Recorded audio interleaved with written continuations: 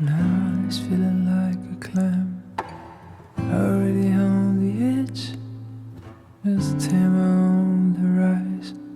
The tide smiles at me and say. 반갑습니다, 여러분. 연애고수TV 송미정입니다. 편안한 날들 보내고 계신가요? 오늘 제가 여러분들에게 전해드릴 이야기는요, 너무나 잘난 남자를 사랑한 대가를 너무나 혹독하게 치러야 했던 어느 여행원의 이야기입니다. 완벽한 남자가 있었습니다. 일단 굉장히 잘생겼어요. 아마 제가 실물로 본 남자 중에 잘생긴 남자 탑3 안에 들어갈 것 같습니다. 길거리에서도 식당에서도 여자들이 그냥 지나치질 못해요. 그러니까 한참을 그 남자를 쳐다보고 있을 정도거든요. 여성스러운 외모가 아니고요. 원로 영화배우 기억하세요? 남궁원 씨 아들 같은 이미지? 예. 그런 이미지가 있습니다. 그러니까 키가 180이 넘는 좋은 체격도 가졌어요. 심지어 지방까지 좋았습니다. 딸만 셋에 아들 하나 있는 점이 좀 핸디캡이 될 수 있었겠지만 150평이 넘는 청담동 단독주택에 제지 사업을 하는 부모님이 계셨습니다. 그러니까 딸 부잣집 외아들이지만 답지 않게 배려심도 있었고요. 성격도 차분했습니다.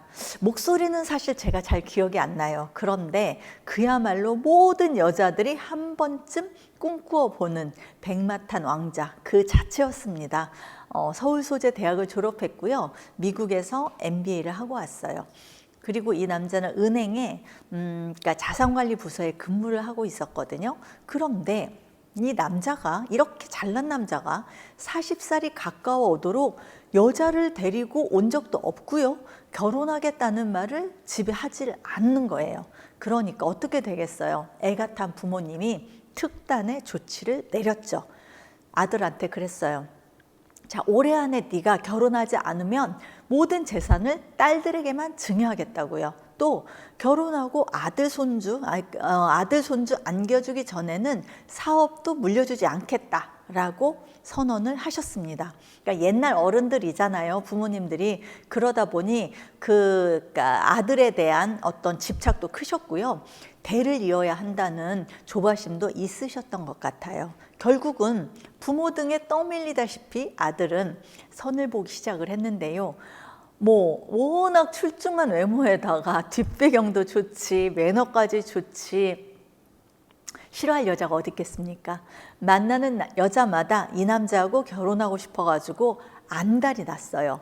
그렇게 몇 달 선을 보다가 남자는 드디어 마음에 드는 여자를 만났습니다. 작은 사업체를 운영하는 그 부모님을 둔 인테리어 디자이너 여자였어요.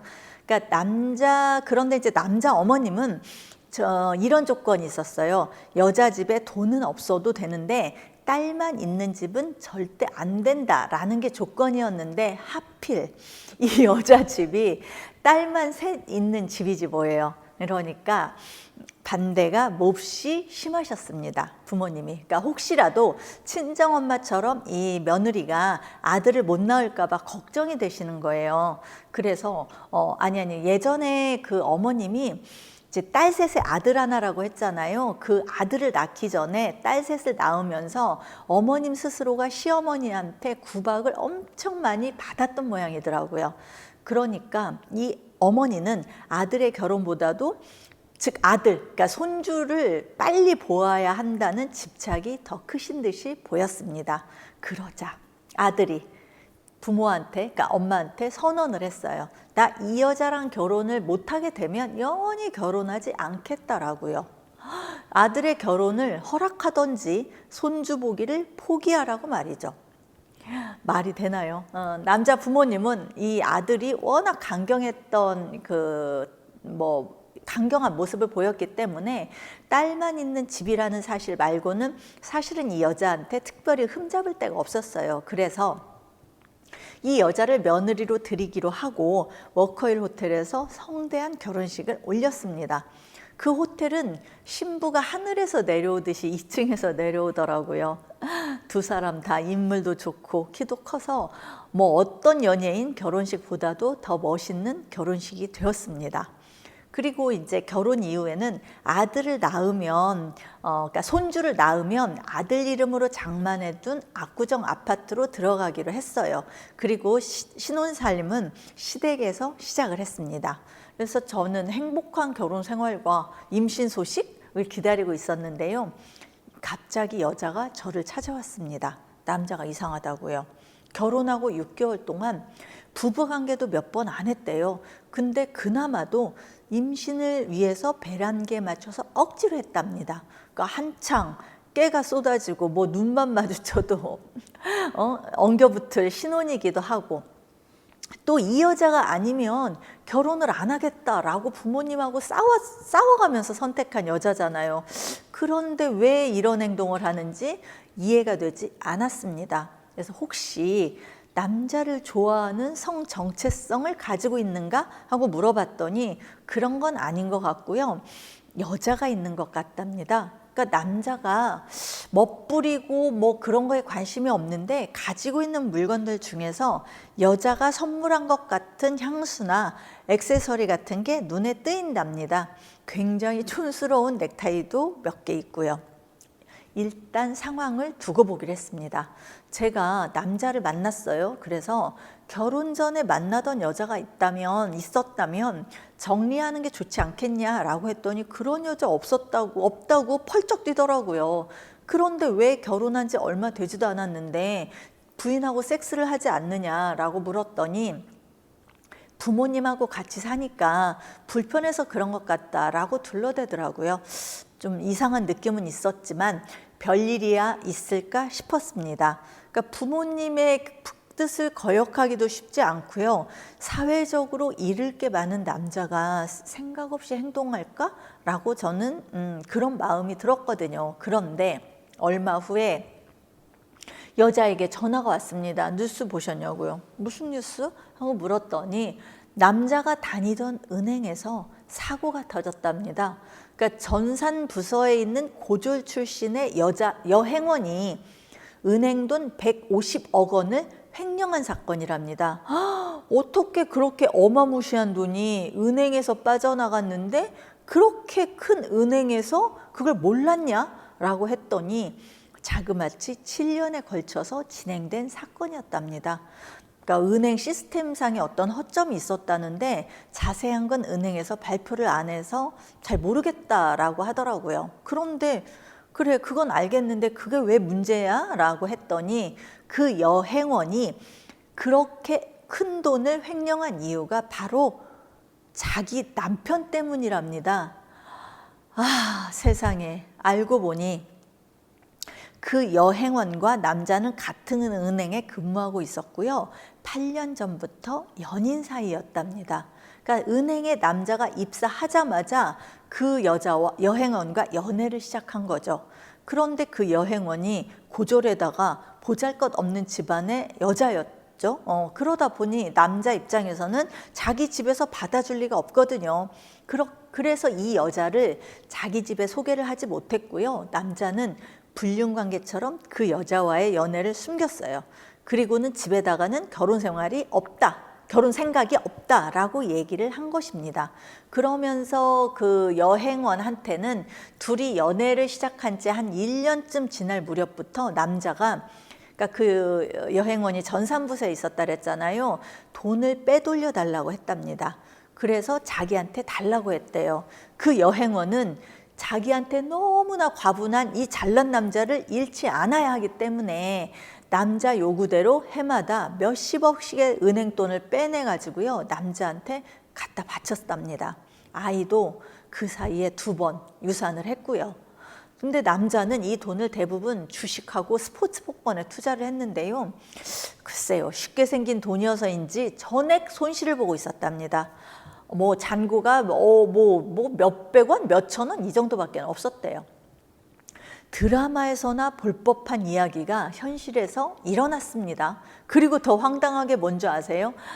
분명히 남자의 사주로 인해서 횡령이 일어난 거잖아요. 그리고 여행원은 그 돈을 1원 한 장 쓰지 않았음에도 불구하고요. 여행원은 구속되고 재판에 넘겨져 가지고 8년의 형을 선고받았습니다. 여기까지는 뭐 그러려니 하죠. 그런데 어찌 보면 공범이기도 하고 주범이기도 한 그 남자는 무슨 이유인지 불기소 처분이 되어가지고요. 아무런 법의 심판도 받지 않았습니다. 그러니까 기소 자체가 되지 않은 거죠. 부모가 손을 써가지고 법의 심판을 피해가게 만든 건데요. 뒤로 들리는 이야기로는 남자의 죄는 쏙 빼고 모든 죄를 여행원 혼자 뒤집어 쓰는 대신 꽤 많은 금액을 남자의 부모가 은행에 변제했다고 하더라고요.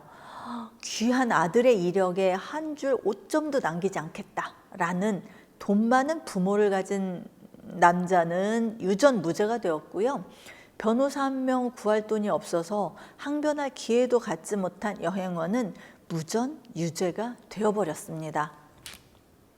그리고 부모의 뜻에 따라서 사랑도 없이 결혼 제물이 되어버린 아내, 그러니까 여자가 있잖아요. 이 여자는 더 이상 문제를 확대하지 않겠다라는 각서를 쓰고요. 압구정 아파트 한 채를 위자료로 받고 이혼했습니다. 이 여자 입장에서는 결혼식만 했지 처녀와도 같은 자기 신세가 너무 한스럽고 이제 남자를 어떻게 믿겠냐며 평생의 트라우마로 남을 것 같다면서 울더라고요. 여러분, 저는요 사랑하는 남자가 요구한다는 이유로 겁도 없이 그렇게 큰 금액을 횡령하고 감옥에 들어간 여행원도 한심하고 불쌍했고요. 백마탄 왕자님과 결혼했다고 행복해하던 새 신부가 1년도 안 돼서 이혼녀가 돼버린 현실도 너무나 안타까웠습니다. 여자는 그나마 아이를 낳지 않은 게 너무 다행이라고 하더라고요. 두 여자를 가지고 놀았던 남자는 도대체 어떤 마음이었을까요? 후회는 하고 있는 건지 잘 모르겠습니다. 결혼을 재촉했던 부모의 잘못이었을까요? 그 남자는 그 여행원을 사랑은 했던 걸까요? 목적을 이루기 위한 또 다른 재물이었을까요? 그 남자의 그렇게 선한 인상 뒤에 숨겨져 있었던 실체는 무엇이었을까요? 모든 사기꾼의 인상은 좋다고 하더라고요. 저도 살면서 수없이 사기를 당하고 횡령을 당하고 보니 그 사기를 친 사람들 모두 선하고 좋은 인상에 제가 넘어갔던 것 같습니다. 여러분, 인상에 속지 맙시다. 번지르르한 말에도 속지 맙시다. 사람의 행동을 관찰하고 말을 실천하는 사람인지 살펴봅시다. 이상 연애고수TV 송미정이었습니다. 좋아요와 구독하기도 꼭 눌러주세요. 안녕히 계세요. It's feeling like a clam, already on the edge. Just timber on the rise. The tide smiles at me and say, "Oh, life could be so simple. We're taking the day away, making time for some loving. Put your son on replay. I'm watching an old time movie. Follow the clouds go by."